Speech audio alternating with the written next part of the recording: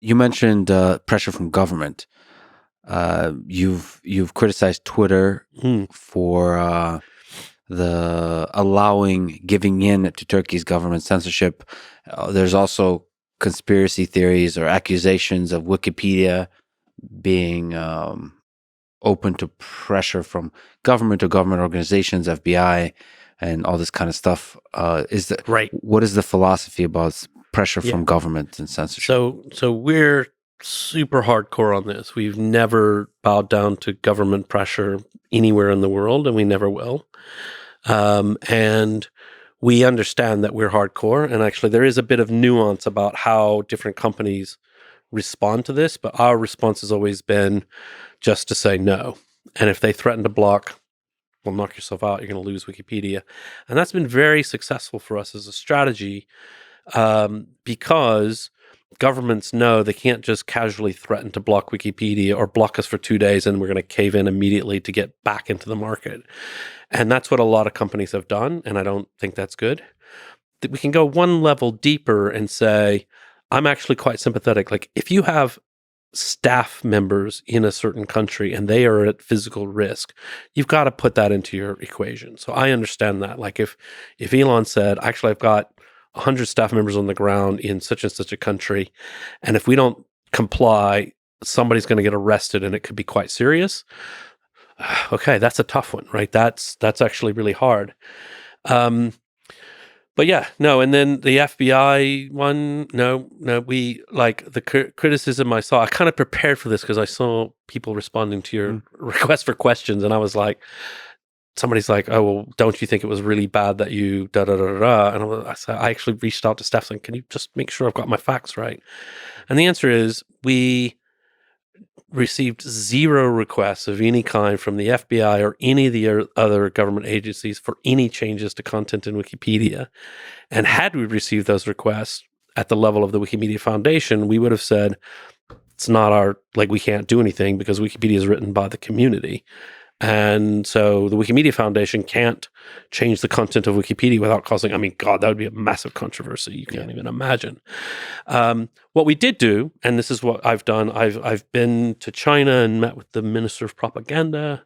We've had discussions with governments all around the world, not because we want to do their bidding, but because we don't want to do their bidding, but we also don't want to be blocked. And we think actually having these conversations are really important. Now, there's no threat of being blocked in the US. Like, that's just never going to happen. There is the First Amendment.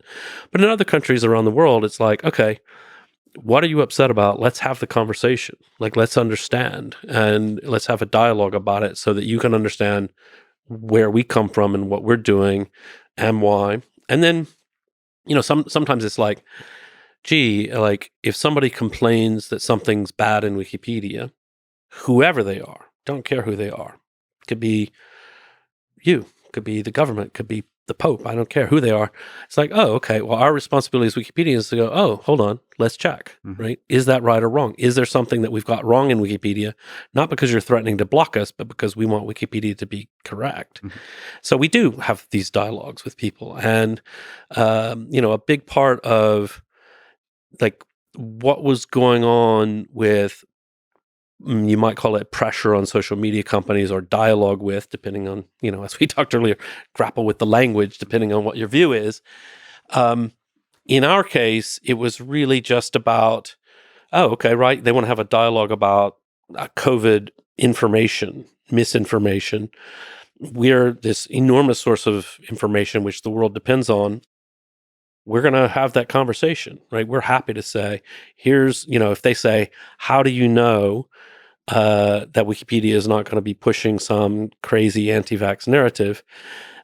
First, I mean, I think it's somewhat inappropriate for a government to be asking pointed questions in a way that implies possible penalties. I'm not sure that ever happened because we would just go, I don't know, the Chinese blocked us and so it goes, right? We're not going to cave into any kind of government pressure, but whatever the appropriateness of what they were doing, I think there is a role for government in just saying, let's understand the information ecosystem. Let's think about the problem of misinformation, disinformation in society, particularly around election security, all these kinds of things. So, I think it would be irresponsible of us to get a call from a government agency and say, yeah, why don't you just fuck off? You're the government. Mhm. But it would also be irresponsible to go, oh dear, government agent's not happy. Let's fix Wikipedia so the Right. FBI loves us. So when you say you want to have discussions with the Chinese government or with organizations like CDC and WHO, it's to thoroughly understand what the mainstream narrative is so that it can be properly represented but not drive what the articles are. Well, it's actually important to say, like, whatever the Wikimedia Foundation thinks has no impact on what's in Wikipedia. Right. So it's more about saying to them, right, we understand you're the World Health Organization or you're whoever, and part of your job is to sort of public health is about communications. You want to understand the world. So it's more about, oh, well, let's explain how Wikipedia works. So it's more about explaining how Wikipedia works and like, hey, it's the volunteers. Yeah. Yeah, exactly. It's a battle of ideas, and here's how the sources are used. Yeah, exactly. What a legitimate source is and what not a legitimate source is. Yeah, exactly. I mean, I suppose there's some battle about what is a legitimate source. There could be statements made that CDC. I mean, like there's government organizations in general have sold themselves to be the place where you go for expertise. Mm-hmm. And some of that has been to a small degree raised in question over the response to the pandemic. Well, I think in many cases, and this goes back to my topic of trust. So there were definitely cases of public officials, public organizations, where I felt like they lost the trust of the public because they didn't trust the public. Yeah. And so the idea is like, we really need people to take this seriously and take actions. Therefore, we're going to put out some overblown claims because it's going to scare people into behaving correctly.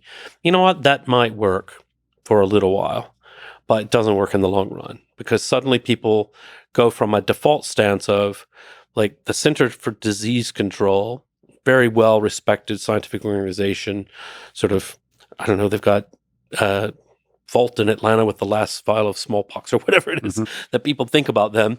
And to go, oh, right, these are scientists we should actually take seriously and listen to, and they're not politicized, and they're, it's like, okay.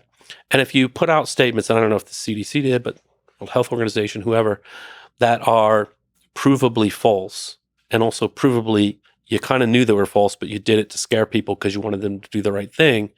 It's like, no, you know what? That's not going to work in the long run. Like you're going to lose people. And now you've got a bigger problem, which is a lack of trust in science, a lack of trust in authorities, who are, by and large, they're like quite boring government bureaucrat scientists who just are trying to help the world. Well, I've been criticized and I've been torn on this. I've been criticized for criticizing Anthony Fauci too hard.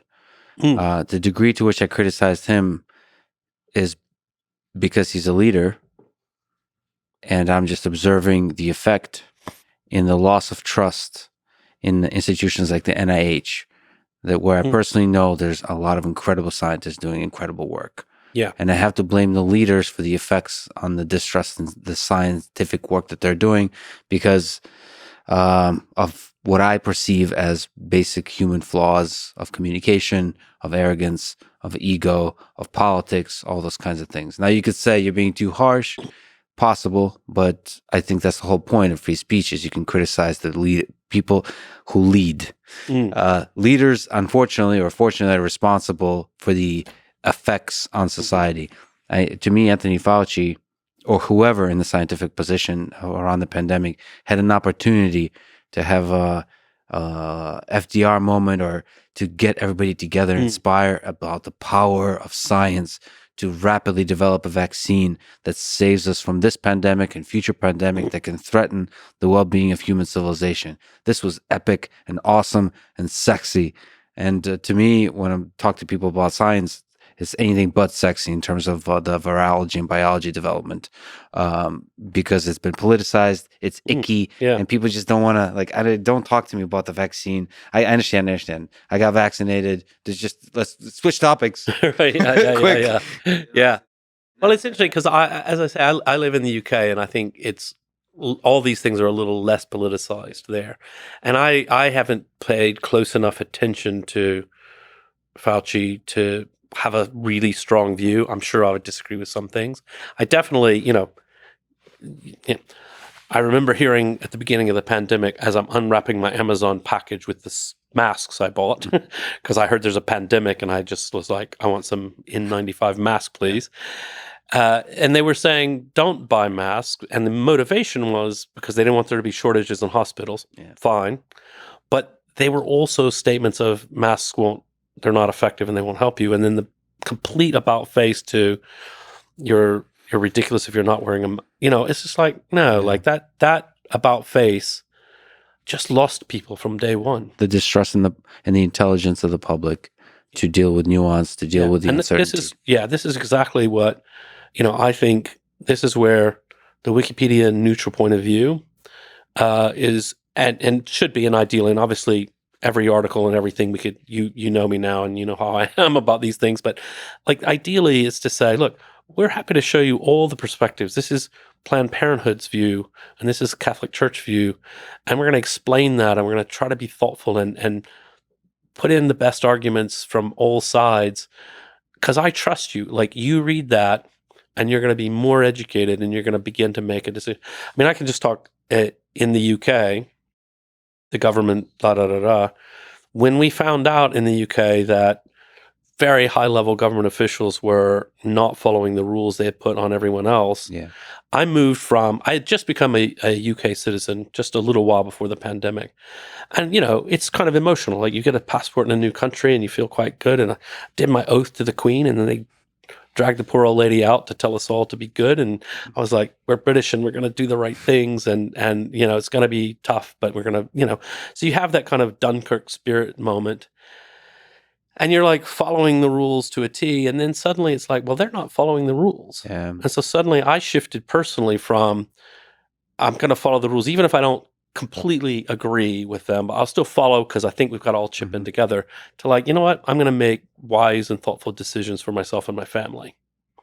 And that generally is going to mean following the rules, but it's basically, when they're, at certain moments in time, like you're not allowed to be in an outside space unless you're exercising.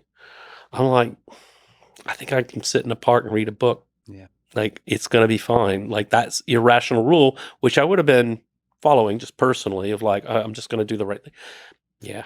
And the loss of trust, I think, at scale was probably harmful to science. And to me, the scientific method and the scientific community is one of the biggest hopes, at least to me, for the survival and the thriving of human civilization. Absolutely. And I think you see some of the ramifications of this.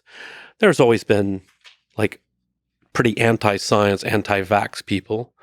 Okay, that's always been a thing, but I feel like it's bigger now, simply because of that lowering of trust.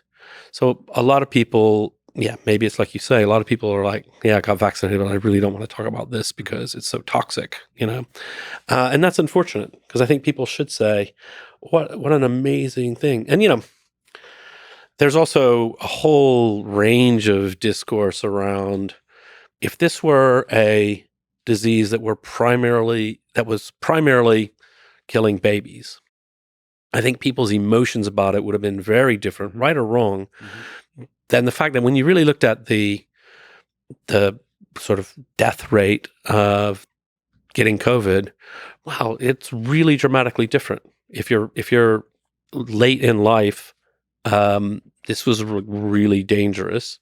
And if you're 23 years old, well, it's not great. Like, and long COVID's a thing and all of that. And I think some of the public communications, again, were failing to properly contextualize it. Not all of it, it's a complicated matter, but